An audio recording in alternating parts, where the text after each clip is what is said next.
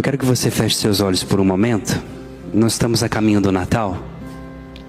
E o Natal, ele é um momento em que Deus acende no nosso coração a esperança. Nós estamos no segundo domingo do Advento, dessa espera junto com Nossa Senhora. Essa mulher que está grávida, que está para dar à luz e que deseja fazer de você seu filho e sua filha. E existe no céu um irmão querido, São Miguel Arcanjo. E você vai descobrir por que Miguel é o anjo do Natal.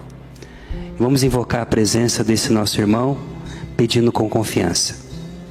Guardião do paraíso, poderoso protetor, príncipe dos anjos, nosso guia e defensor.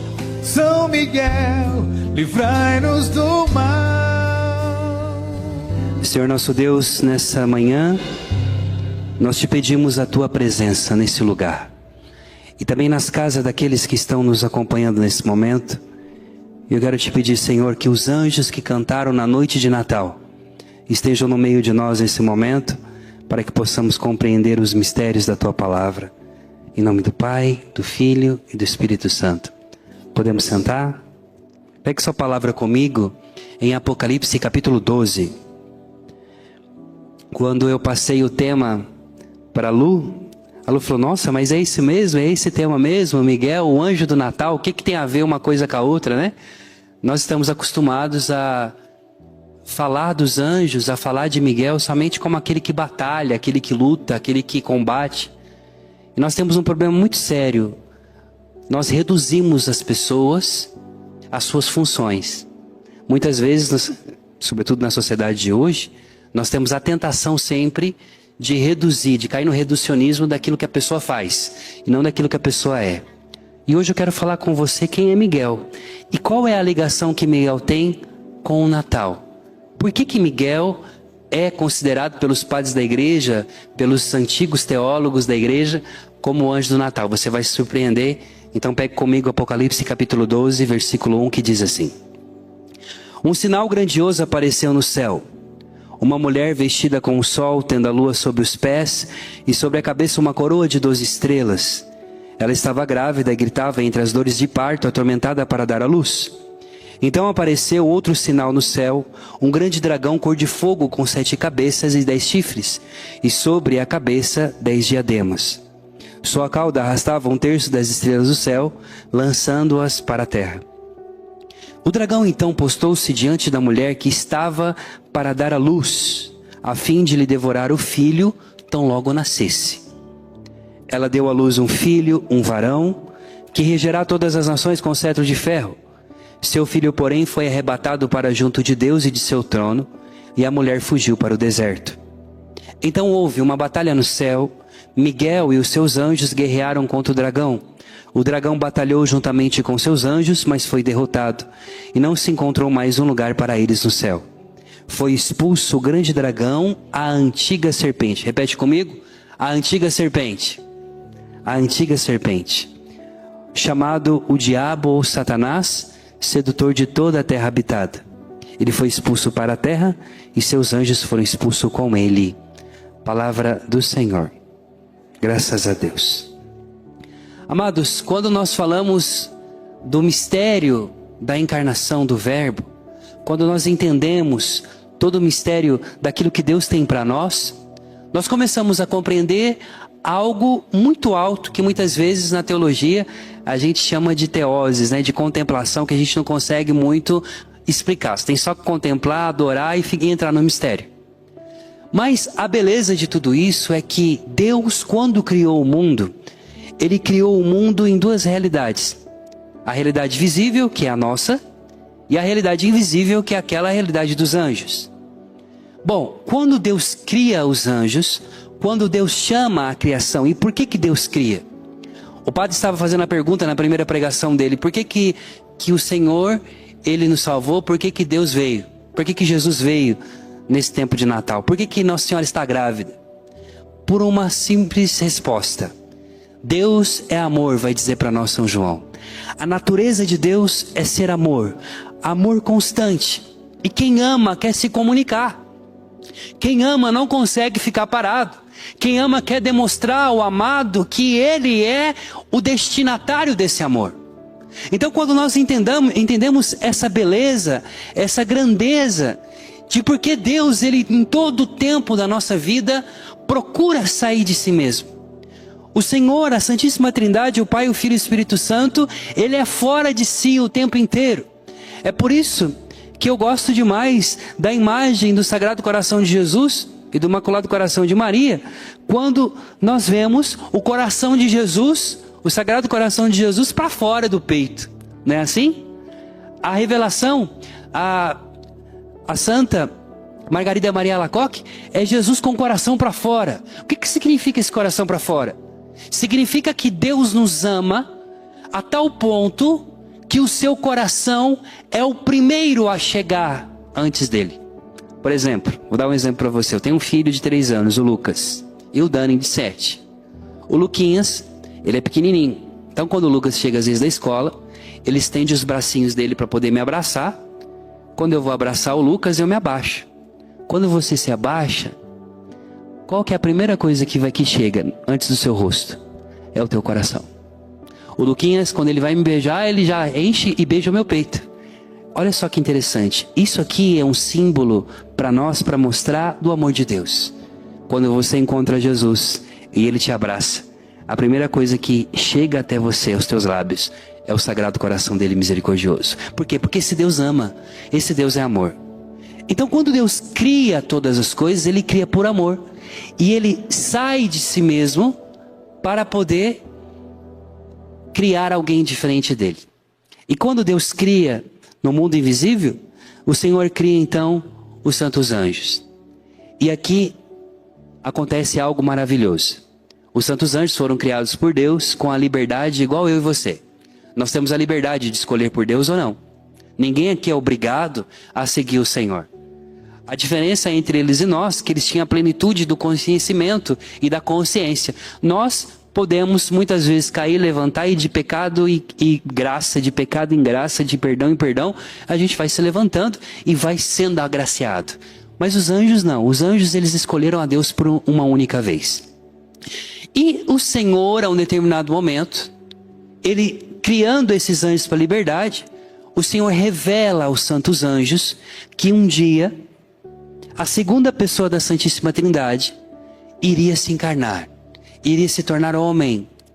E Deus iria criar um ser inferior aos anjos em natureza, mas que seria chamado a se tornar filho no filho. Olha que bonito. E aí nisso acontece o quê? Que entre esses anjos, alguns anjos dizem não. São Tomás de Aquino, São Boaventura, toda a teologia católica nos ensina que por causa do mistério da encarnação, por causa do Natal, acontece a guerra no céu. E é por isso que aqui em Apocalipse 12, João tem essa visão extraordinária de um dragão, olha que interessante, um dragão de 7 cabeças, enorme, que coloca terror, que bota terror na terra. Ele está junto com os seus anjos alinhado para batalhar contra uma mulher grávida. Uma mulher que está dando a luz. E aí a gente entende por que a mulher é tão atacada. Por que vocês mulheres, desde toda a história da humanidade, é atacada. Não é muitas vezes valorizada. E porque justamente no teu útero, na tua vida, na tua essência, você é chamada a dar a vida a alguém que não existia antes. É muito forte. Eu costumo dizer que Deus habita no coração do homem, mas na mulher, Deus habita no útero. E isso é muito forte, porque o mundo é sustentado pelas mulheres, pelas nossas mães. Se não fossem as nossas mães, ninguém estaria aqui. Não é? Então, nós temos essa realidade de João que vê esse sinal grandioso no céu.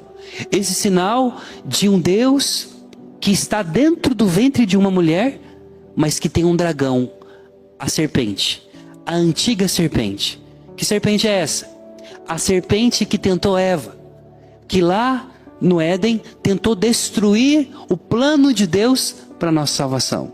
E lá no capítulo 3, depois da queda de Adão e de Eva, o Senhor faz uma promessa à serpente. Ele diz: eu colocarei inimizade entre ti e a mulher, entre a tua descendência dela.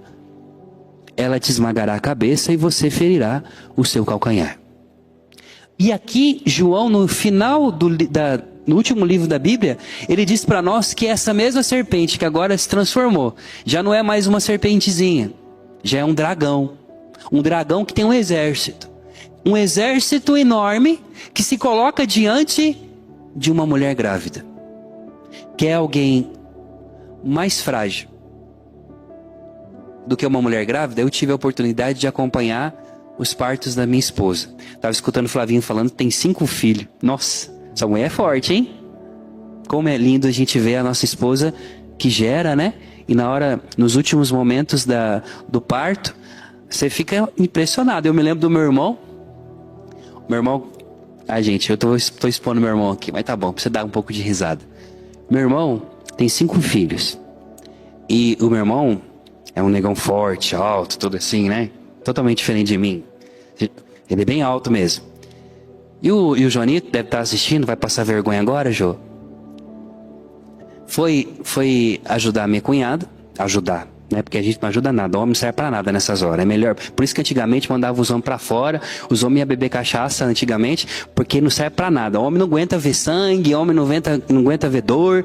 A gente é ruim pra essas coisas, né? Mas o meu irmão segurando na mão da minha cunhada e dizia assim: meu amor, coragem, tô aqui, o nosso filho vai nascer. E ela dizia assim: Rafael do céu, ele ia apertando a minha mão de um jeito que eu já estava sentindo mais dor na mão do que as dores do parto. Porque o bicho estava tão ansioso que ele dizia: vai, força, meu amor. Daqui a pouco ela falou assim: Rafael, eu senti a mão dele soltando assim, ó. O que aconteceu com o meu irmão? Desmaiou. O homem desmaiou. Foi uma vergonha. Desmaiou, o neném nasceu, porque foi parto normal. A minha cunhada já saiu andando. Depois da tarde já estava em casa. E meu irmão ficou no hospital, porque subiu a pressão dele só no outro dia que ele foi ver o filho dele. Então, para você ver, ao mesmo tempo que tem essa fragilidade, existe uma força escondida muito forte na mulher. Então nós temos uma mulher que está aqui, João está dizendo, ela estava dando à luz. E entre as dores do parto, aqui está falando de Nossa Senhora, mas também está falando da igreja. Mas é importante, eu quero focar em Maria. Ela está dando à luz e o dragão está diante dela com um exército. E aí eu te pergunto, o que é um bebê? Por que um bebê é uma ameaça para um exército inteiro? E nós vamos entender que esse bebê não é um bebê comum. Esse bebê que vai nascer, ele vai reger as nações, ele vai trazer a salvação, ele vai destruir a morte. Esse bebê que vai nascer, que está no ventre dessa mulher, que coloca medo no dragão, que coloca medo naquele que é capaz de abrir a terra, aquele que é capaz de poder, com só a sua cauda, arrastar 1/3 da parte dos anjos do céu. Esse dragão que é poderosíssimo, que tem tantas cabeças, chifres, e ele pode até mesmo engolir. Veja, a mulher está dando à luz. E eu quero que você tenha uma visão madura aqui dessa visão de João. Porque antigamente as mulheres, sobretudo as mulheres judias, quando elas tinham neném, elas pariam de cócoras.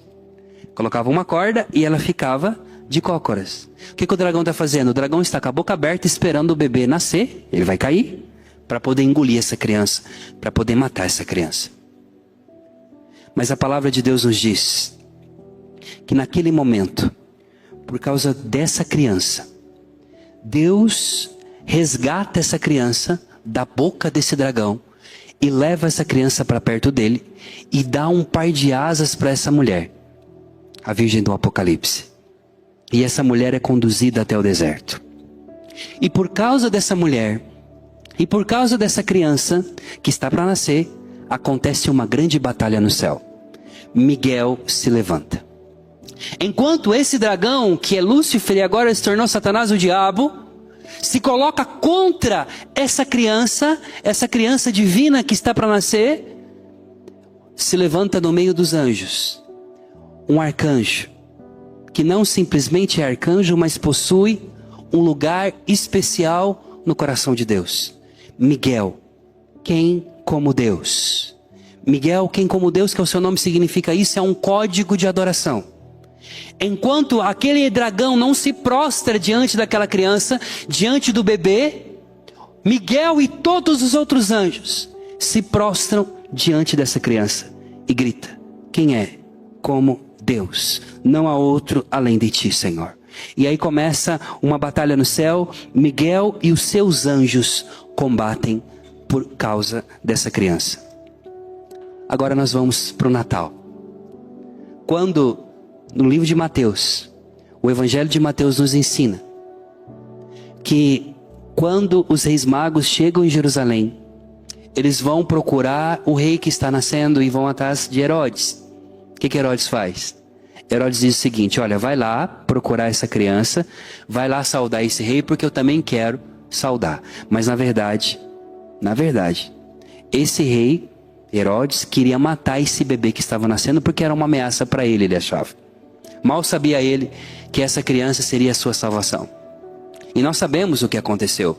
Os reis magos, os 3 reis, que representam toda a realeza da terra, indo se prostrar diante da verdadeira realeza, diante do verdadeiro rei. Quando eles chegam, eles encontram um bebê. Eles se prostram, eles trazem os presentes, depois os pastores chegam, que é o mistério, né, do presépio. Olha que coisa linda. O mistério do presépio. Foca aqui no presépio, se dá? Olha só. Aqui, Maria e José, Nossa Senhora, o bebezinho e o anjo. Os anjos que cantam na noite de Natal. Os anjos que vêm naquela noite para poder cantar, para poder anunciar para nós que nasceu o Salvador. Veja, diante desse mistério, diante dessa beleza do Natal, nunca a liturgia fala tanto de anjo como nesse período. Você vai ouvir falar muito de anjos agora no Natal. Então, Miguel, ele nos mostra que quando chega ali, Herodes o que faz? Procura destruir a criança, matar a criança e manda matar os santos inocentes. Todas as crianças de 2 anos, Herodes manda matar. Quer dizer, a morte está procurando Jesus. E o que acontece? Acontece que em sonho, a palavra diz para nós que um anjo aparece para José. E diz para ele: pega a criança e vai para o Egito. Esse anjo conduz a Sagrada Família até o Egito e depois traz a Sagrada Família de lá para cá. Que anjo é esse? E eu quero dizer para você, eu acabei de lançar um livro, esse livro aqui, ó, Miguel, o guardião do lugar secreto. Esse livro lancei semana passada e é um livro onde eu trago toda a abordagem teológica a respeito de Miguel, que vai muito mais além desse simples guerrear.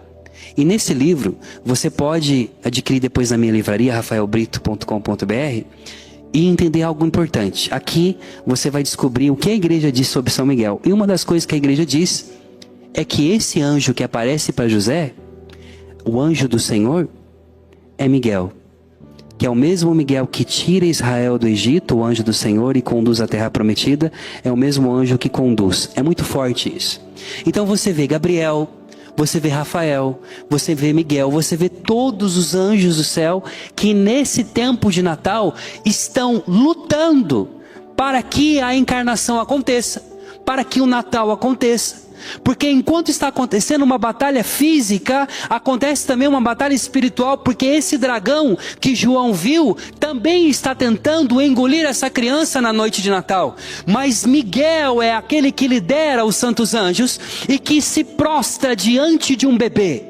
O mesmo anjo que se prostrava diante de Deus Todo-Poderoso, é aquele que sustenta o universo. Eu gosto demais de um autor chamado Chesterton que diz: o Deus que com a sua mão direita sustenta o universo aqui, e com a mão esquerda que sustenta todo o cosmo aqui, tem a mão muito curta na noite de Natal, porque o seu braço é pequenininho para alcançar a cabeça do burro. Para explicar para nós o mistério desse Natal, que é Deus na sua essência, um Deus grande, alto, inacessível, o Altíssimo, que agora está no colo de uma mulher, dentro de uma manjedoura, dormindo, envolto em faixas, esperando eu e você para se prostrar. Mas quando você se prostra, no presépio, diante dessa presença, você não se prostra sozinho. Antes de você, no céu, os anjos, Miguel e os seus anjos, toda a hierarquia celeste, todos os anjos de Deus se prostraram e disseram: eu te adorarei por tudo aquilo que é. Então Miguel, sim, é o anjo do Natal. Ele é o anjo do Natal porque antes da criação do mundo, a causa da luta entre os anjos foi por causa desse momento. Foi por causa desse dia 25 de dezembro que nós celebramos. Foi porque um dia Deus decidiu fazer com que a terra se tornasse uma extensão do céu. Antigamente, depois da queda de Adão, houve uma separação entre céu e terra. Mas a partir do momento em que o Senhor se encarna, os anjos que estavam aqui, adorando, louvando, bendizendo a Deus, o Senhor sai do trono aqui do alto e se encarna no ventre da Virgem Maria. Todos os anjos que estavam cantando para cá se viram para cá.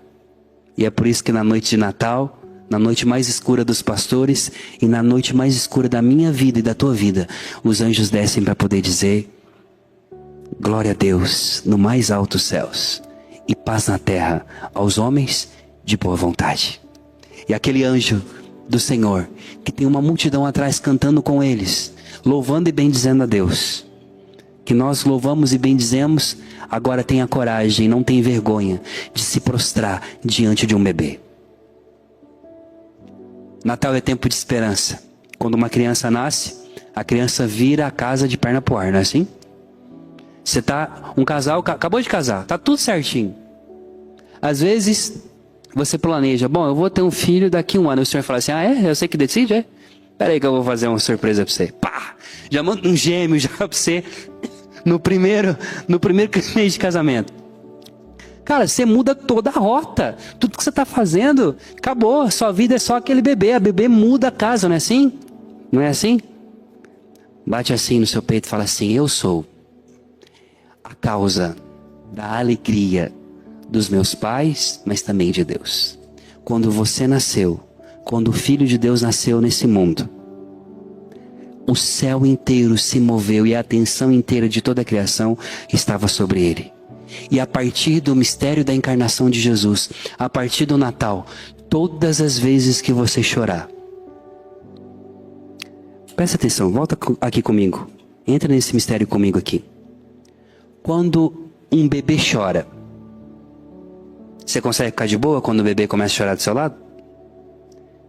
Ninguém consegue, você fica doido, né? Ele tem um som. Os cientistas dizem que o pior som para os nossos ouvidos é o choro de um bebê. Porque o bebê, quando chora, ele mexe com toda a estrutura emocional, psicológica e física nossa.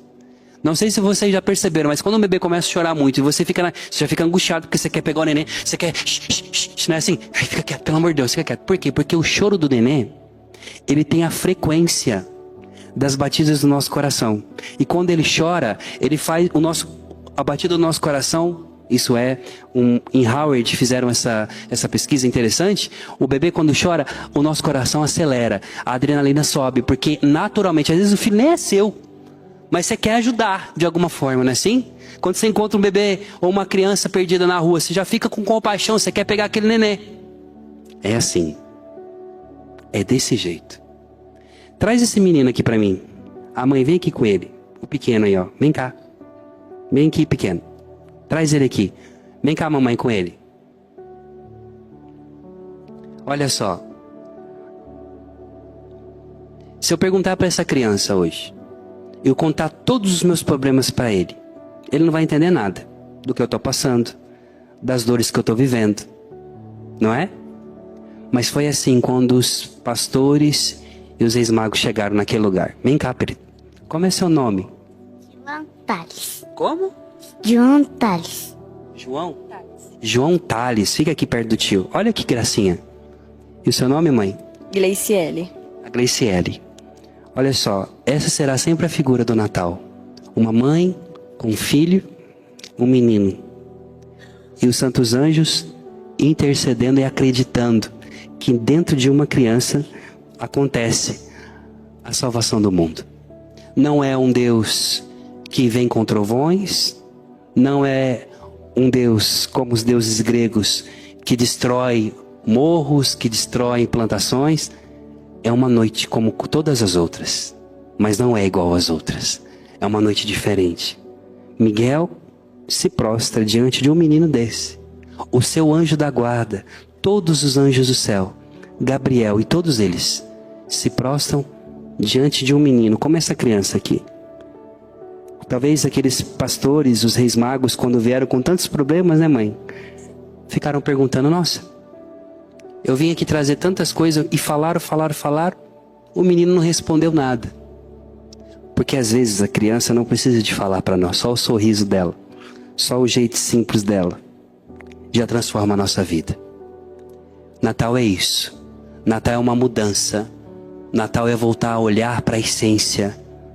E por isso, Miguel nos ensina a adorar a Deus, a bendizer a Deus, a nos prostrar com o coração cheio de alegria diante daquele que é a maior de todas as fragilidades. Obrigado, viu? Por emprestar seu filho para a gente poder viver esse momento. É assim, Natal é isso. Então, a palavra continua dizendo que então o dragão é expulso do céu, ele vem para a terra para poder destruir a descendência dessa mulher. E você é descendente dessa mulher. Fique de pé. E agora olhe para os seus pés. Olha para os seus pezinhos lindos. Você que conseguiu fazer o pé, mas você aí que está com a unha encravada. Esse pé aí. Esse pé é o pé que lembra Satanás que ele foi esmagado.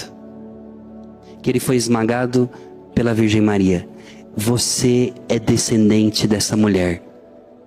Dessa mulher que trouxe e trará para nós o nosso Salvador.